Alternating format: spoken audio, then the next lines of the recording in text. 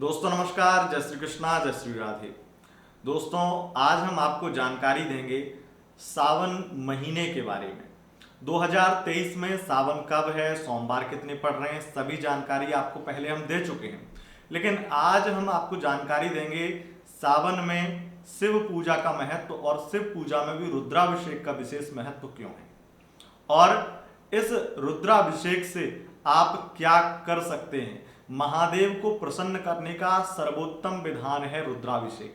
ये क्या होता है, सब कुछ आपको विस्तार से बताएंगे और आपको बताएंगे कि सावन में आपको ये रुद्राभिषेक, कौन सा रुद्राभिषेक कराना चाहिए, साधारण या नमक चमक, वो भी आपको हम बताएंगे। सबसे पहले आपको बता दें कि इस बार सावन का महीना बहुत ज्यादा खास है। सावन 2023 अधिक मास मध्य में पड़ जाने की वजह से, जो कि लगभग 19 साल के बाद में पड़ रहा है।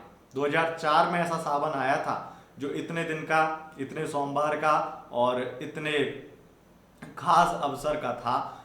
इसमें अधिक मास जिस भी महीने में पड़ जाता है वो महीना ही अधिक हो जाता है। ये अधिक मास की खासियत है।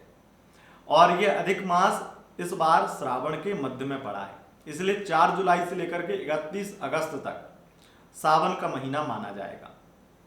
आप इसे अगर अधिक मास को हटा देते हैं तब यहाँ पर 4 जुलाई से लेकर के 17 जुलाई तक सावन रहेगा। तत्पश्चात ये आधा सावन 4 जुलाई से 17 जुलाई तक, उसके बाद में आधा सावन 17 अगस्त से 31 अगस्त तक रहेगा।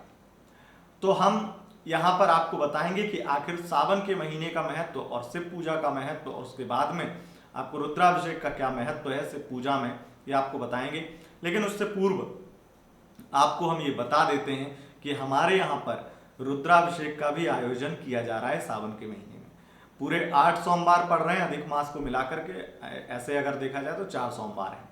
तो आप पूरे 8 सोमवार में जिस भी सोमवार को चाहें आप बुकिंग करवा सकते हैं। पहले बुकिंग कराना ज़्यादा सही रहेगा, अथवा आप अगर सावन में ही ये वीडियो देख रहे हैं तब भी ये करा सकते हैं आप।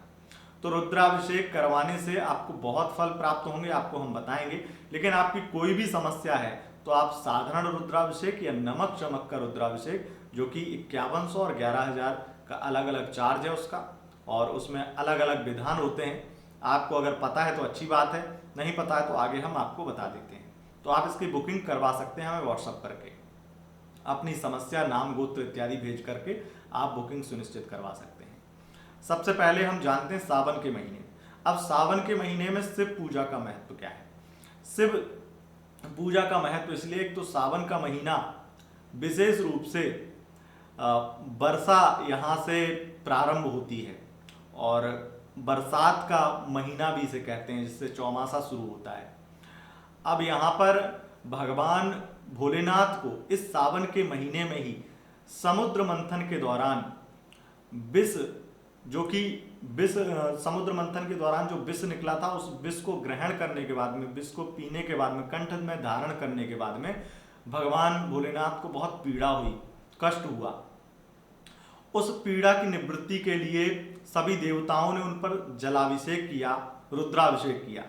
रुद्राभिषेक वो मंत्र जिनकी एक एक ध्वनि से भगवान भोलेनाथ प्रसन्न होते हैं, अत्यंत प्रसन्न होते हैं।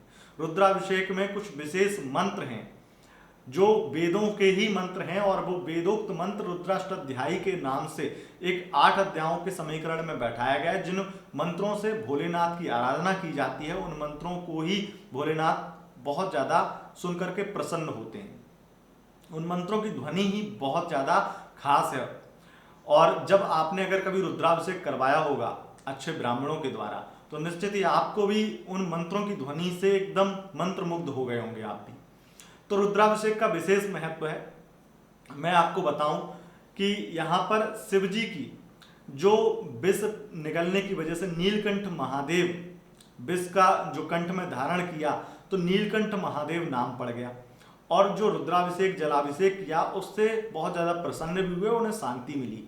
और तभी से आज तक जल चढ़ाने का विशेष महत्व है। मैं तो ये कहूंगा कि हर वो ठंडा पदार्थ, तरल पदार्थ शिवलिंग पर चढ़ाने का विशेष महत्व है, क्योंकि इससे शिव जी प्रसन्न होते हैं। उनकी जो कंठ में जो ज्वलन, एक तरह से ज्वलनता चलती रहती है, जो कंठ उनका ज्वलनशील बना रहता है, उसमें उन्हें शांति मिलती है। उनमें उन्हें बहुत प्रसन्नता मिलती है। इसलिए भोलेनाथ को ये महीना बहुत प्रिय है कि पूरे साल तो शिव भक्तों की कमी नहीं है, पूरे साल तो जल चढ़ाते ही है, लेकिन इस महीने सबसे ज्यादा शिव जी को तकलीफ होती है, ये कह सकते हैं। और इसी महीने प्रसन्न करने के लिए जब शिव जी का प्रिय महीना आ जाता है, ये इस महीने सबसे ज्यादा जलाभिषेक, सबसे ज्यादा रुद्राभिषेक होते हैं, तो इससे भगवान भोलेनाथ और ज्यादा प्रसन्न होते हैं, इसलिए सबसे प्रिय महीना भोलेनाथ का है। अब इस सावन के महीने में ये निश्चित रूप से जब इतने दिन का सावन महीना पड़ रहा है और इतने दिन आप भोलेनाथ की आराधना करेंगे अधिक मास में भी, तो निश्चित रूप से भोलेनाथ बहुत प्रसन्न होंगे। और रुद्राभिषेक का आप महत्व जान चुके हैं कि रुद्राभिषेक का महत्व इसलिए क्योंकि उसमें वेदोक्त मंत्र हैं जो मंत्र शिव को अति प्रिय हैं। अब हम जानते हैं कि आखिर ये रुद्राभिषेक, नमक चमक और साधारण क्या होता है। साधारण रुद्राभिषेक में आपको केवल जो रुद्राष्टाध्याय के मंत्र हैं वो एक बार पाठ होता है, यानी कि वो पाठ जल्दी हो जाता है। और जो नमक चमक रुद्राभिषेक है उसमें 21 बार आवृत्ति होती है पंचम अध्याय से, जिससे और ज्यादा शिवजी प्रसन्न होते हैं। और 21 रुद्राभिषेक का फल आपको, 21 साधारण रुद्राभिषेक का फल आपको एक नमक चमक रुद्राभिषेक में मिल जाता है। तो ये नमक चमक और साधारण रुद्राभिषेक, महारुद्राभिषेक में फर्क है।